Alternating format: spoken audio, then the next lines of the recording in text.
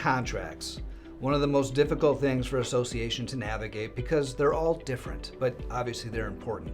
So today's video, we're just going to go through the common elements of a contract that you should be sure are in place. So the first thing about a contract is the notice, right? Now this is just simply who's involved with the contract. What are the parties?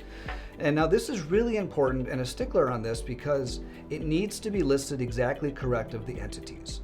So for example, you might think you're the Happy Valley Townhome Association, but you might be surprised to find that in your articles of incorporation, it's actually Happy Valley Townhome Association, Inc.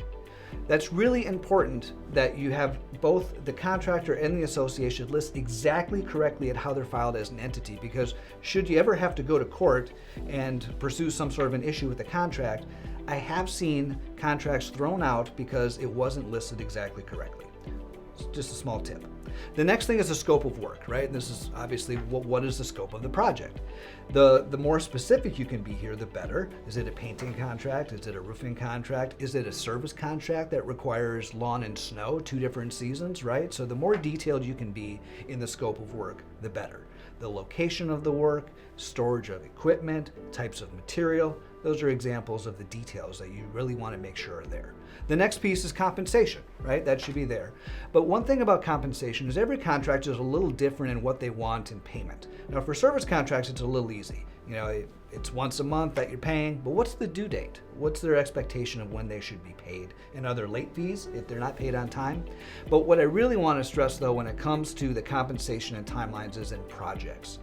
Do they want some money up front, maybe a deposit? Do they want money at the end, in the middle? Is it a 3-phase process for the payment? What are the terms of the payment schedule? And don't be afraid to negotiate this. I would always recommend that you want no less than 25% on the front end, something in the middle, but hold something for the very end. 25% is great if you can negotiate that, or even 10%, but hold that to the end of the project so that you can review the standards of the work before you initiate that final payment.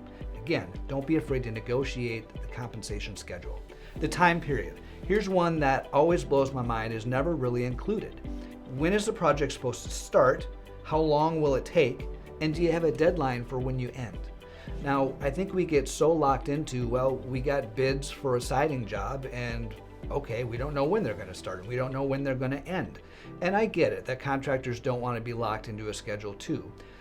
But if you can, try and negotiate that, because obviously it's helpful for your homeowners to know a schedule. Standard of performance. So this is where you can set some matrix of what is acceptable, what are the measurements, what are the measurables for this project that we can review at the end, what are the things that can be judged. The next thing should be warranty. This too is always something really important that you lock into. And don't only look at, especially for projects, don't only look at the material warranty. What is the workmanship warranty? Because that's where the contractor you're working with can truly be held accountable. So the longer, the better, the warranty. Make sure it's detailed.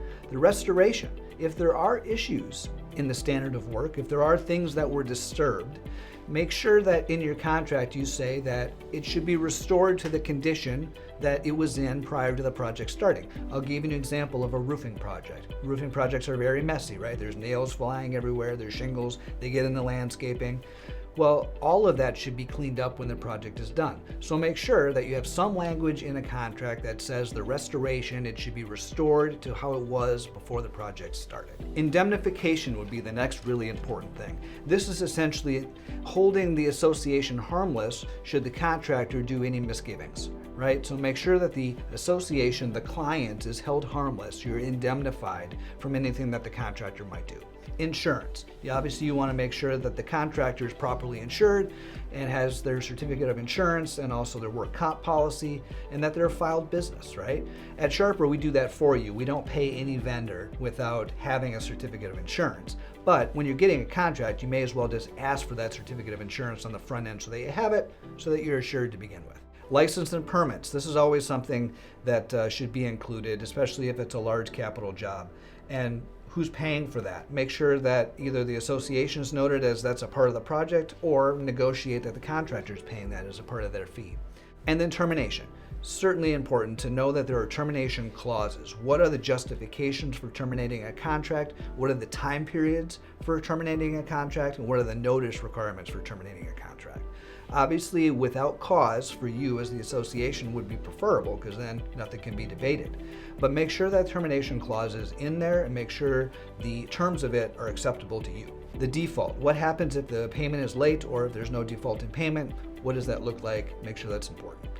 And then finally, the last few things that are not real common except for large projects, a performance bond or a payment bond. Look into those two things if it's a very large project, again, just to ensure the quality.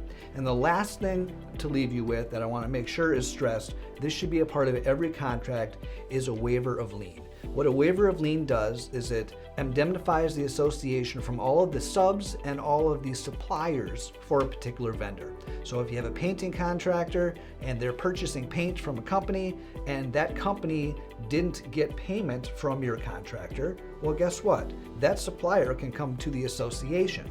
So waiver of lien, then everything is back on the contractor. Lots of nuts and bolts to contracts, but I hope that this video was helpful to you. Lots more board tips, tricks, and other videos on sharpermanagement.com.